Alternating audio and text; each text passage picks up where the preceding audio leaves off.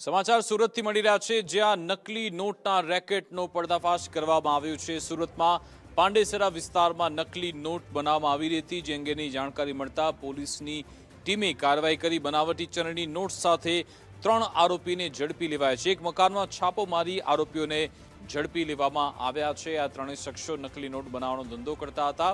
આ સ્થળ પરથી પોલીસે 500ના દંડની નકલી નોટ પણ જપ્ત કરી છે। પ્રિન્ટર, કાગળ, સ્કેલ કટર સહિત 3 મોબાઈલ પણ પોલીસે જપ્ત કરી લીધા છે। આ અંગે જાણકારી આપશે સંવાદદાતા રાકેશ બ્રહ્મભટ્ટ ફોનલાઈન પર જોડાઈ ગયા છે। જે રાકેશ।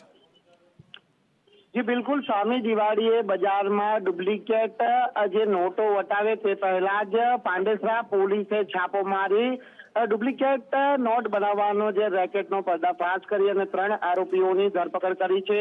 પાંડેસરાના હરિઓમ નગર ખાતે આવેલા એક મકાનની અંદર પાંડેસરા પોલીસે છાપો માર્યો હતો, જ્યાં 2 ભાઈઓ સહિત શાળાને પોલીસે રંગે હાથ ઝડપી પાડ્યા હતા, જ્યાંથી પ્રિન્ટર મશીન, કટર સહિતનો સામાન છે તે કબજે કરવામાં આવ્યો છે અને 500 અને 200ના દરની 3 અને 100ના દરની 6 જેટલી ડુપ્લિકેટ નોટો કબજે કરવામાં આવી છે। પૂછપરછની અંદર મુળારામ મોતીરામ ચેરારામ પ્રજાપતિ, દિનેશ છોગારામ ખેજારામ પ્રજાપતિ અને નારાયણ છોગારામ ખેજારામ પ્રજાપતિની ધરપકડ કરવામાં આવી છે।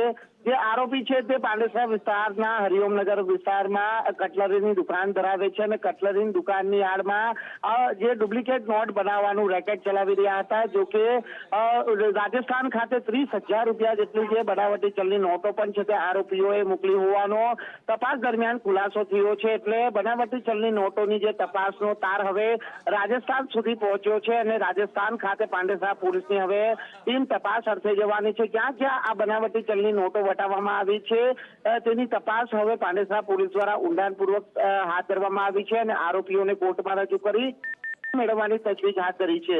ત્યારે રિમાન્ડમાં નવા ખુલાસા થવાની શક્યતાઓ પણ હાલ રહેલી છે। જી આભાર તમામ જાણકારી આપવા બદલ।